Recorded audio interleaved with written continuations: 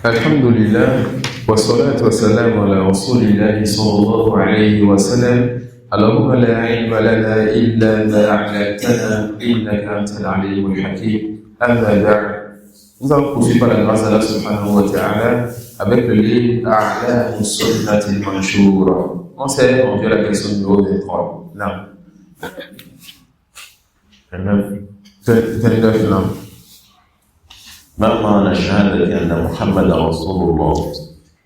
الجواب هو التصديق الجازم من صميم القلب المواطئ لقول اللسان بأن محمدا عبده ورسوله إلى كافة الناس إنسهم وجنهم. يا أيها النبي إنا أرسلناك شاهدا ومبشرا ونذيرا وداعيا إلى الله بإذنه وسراجا منيرا. فيجب تصديقه في جميع ما أخبر به من أنباء قد سبق وأخبار ما سيأتي وفيما أحل من حلال وحرم من حرام وامتثال والانقياد لما أمر به والكف والانتهاء عما نهى عنه واتباع شريعته والتزام سنته في السر والجهر مع الرضا بما قضاه والتسليم له، وأن طاعته هي طاعة الله ومعصيته معصية الله، لأنه مبلغ عن الله ورسالته ولم يتوفه الله حتى أكمل به الدين وبلغ البلاغ المبين وترك أمته على المحجة البيضاء ليلها كنهارها لا يزيغ عنها إلا هالك. وفي هذا الباب مسائل ستأتي إن شاء الله. نعم، نتأتي معنى شهادة أن محمدا رسول الله صلى الله عليه وسلم. Ça veut dire quoi? L'attestation que Mohammed est le messager d'Allah. Retenons ces points. Attester, d'abord, est basé sur la science. Attester, c'est le fait d'avoir la science qui te donne la certitude que ce que tu veux prononcer est telle chose. Alors le mot ashhadu, j'atteste, ça veut dire j'ai la science qui m'a donné la certitude absolue qui m'amène à dire ceci. Alors j'atteste que Mohammed est le messager d'Allah, c'est-à-dire je dis avec connaissance et certitude que Mohammed est le messager d'Allah. Ça veut dire quoi? Mohammed est le messager d'Allah. Ça veut dire qu'Allah subhanahu wa ta'ala a dit à Jibril, et Jibril a transmis au prophète sallallahu alayhi wa sallam. Alors il a reçu la révélation. Et nous allons retenir ici que Mohammed sallallahu alayhi wa sallam a deux attributs importants. Wa abdun fala yu'bad. Il est serviteur, alors on ne l'adore pas. Wa huwa rasulun fala yukaddab. Il est alors messager, alors on ne le dément pas.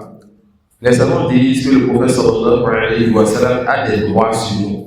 Nous allons réviser et revoir 4 de ces droits. Ta'atuhu fima amara. Ta'atuhu fima amara.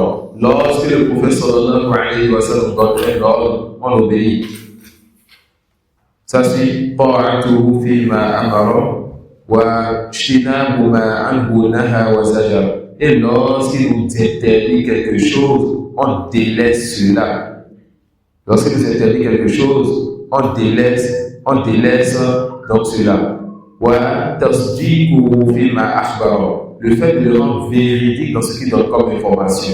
Donc quand le prophète donne un ordre, on l'obéit. Et son obéissance, c'est l'obéissance d'Allah, comme l'a dit l'auteur.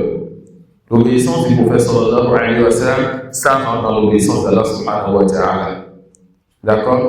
Et lorsque le prophète sallallahu alayhi wa sallam interdit, on délaisse.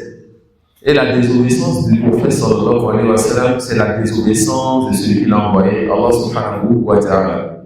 Et lorsque le prophète sallallahu alayhi wa sallam donne une information, on rend véridique cette information.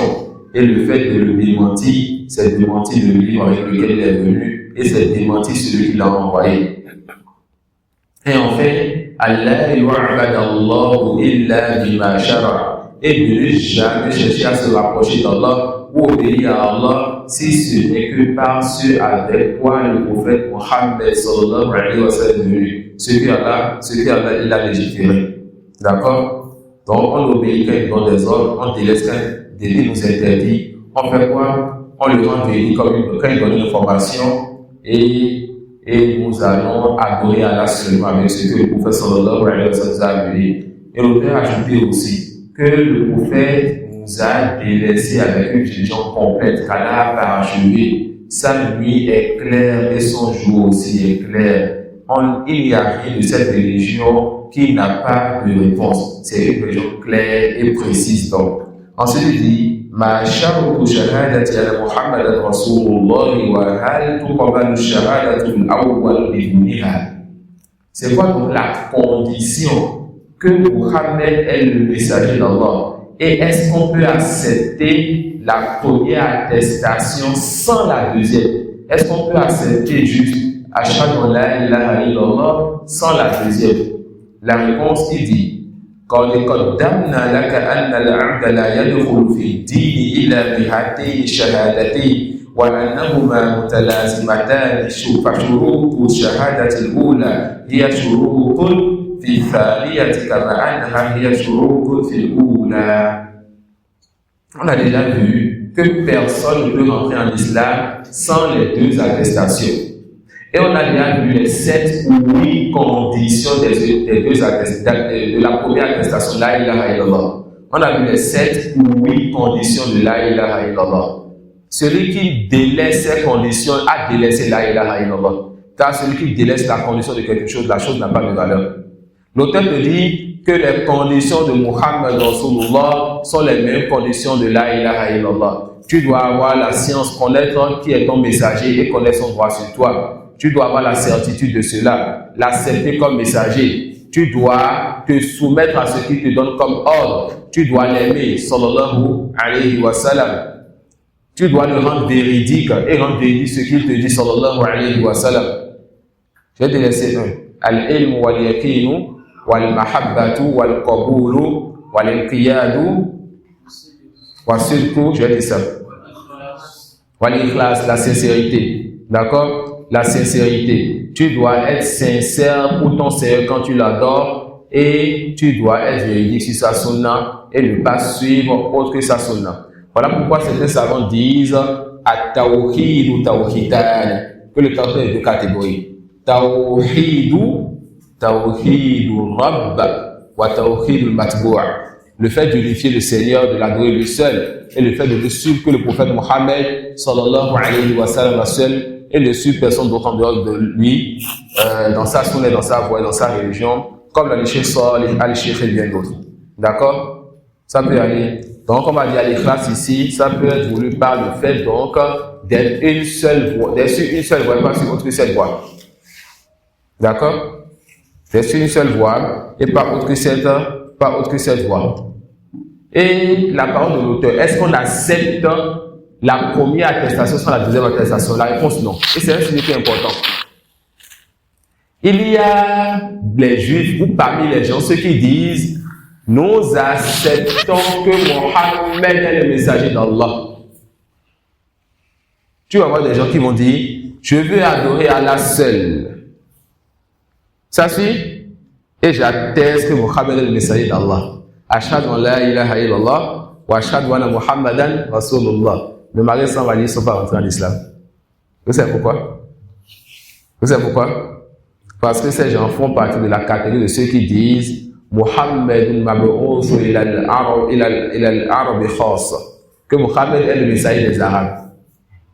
Ça suit? Donc, ils vont dire je vais adorer une seule divinité et que j'accepte que Muhammad est le messager des Arabes. Et moi, je suis quoi? Juif ou chrétien. Car les juifs aussi disent la ilaha illallah. D'accord? Ce que dit la ilaha illallah, vous ne lui demandez pas cela, vous ne lui dites pas est-ce que Muhammad est le messager des Arabes ou pas, non. Ça, c'est un sujet particulier pour un moment particulier. D'accord? Juste pour que vous compreniez qu'il y a parmi les gens ceux qui acceptent Mohammed comme messager, mais messager des Arabes. Est-ce que c'est vrai? Ou il a été envoyé vers l'humanité tout entière. D'accord? Il a été envoyé vers l'humanité tout entière. Ensuite, ils vont passer sur les 4 autres piliers de l'islam. On le verra vite fait. Il dit Wama dalilu solati wa zakat. C'est quoi donc la preuve que parmi les piliers de l'islam, il y a la prière, il y a la zakat. Allah subhanahu wa ta'ala dit فَإِن تَابُوا وَأَقَامُوا الصَّلَاةَ وَآتَوُا الزَّكَاةَ فَخَلُّوا سَبِيلَهُمْ. S'ils se répandent, accomplissent la prière, s'ils se répandent aussi, ils viennent à l'islam. Ils ont attesté qu'aucune unité de mérite d'adoration en dehors d'Allah, que Mohammed est son messager. Ensuite, ils accomplissent la prière et s'acquittent de la zakat, alors délaissez-le. Délaissez-les pourquoi? Parce que le prophète a reçu l'ordre de combattre les gens jusqu'à ce qu'ils disent La ilaha illallah. Mais quand ils disent La ilaha illallah, est-ce que c'est fini? On les regarde. Est-ce qu'ils vont faire les œuvres des musulmans? Celui qui dit Ashhadu an la ilaha illallah wa ashhadu anna Muhammadan rasulullah, on dit Alhamdulillah. On lui a fait la prière, on l'observe. Si on voit qu'en réalité il a dit cela pour se préserver donc de la force des musulmans ou avoir une part de ce bas monde, il ne fait pas les actes des musulmans. Dans un pays musulman, le dirigeant est musulman, cette personne, on lui dit est-ce que tu vas tester, faire les actes des musulmans 3 fois? S'il refuse, alors son affaire est terrible.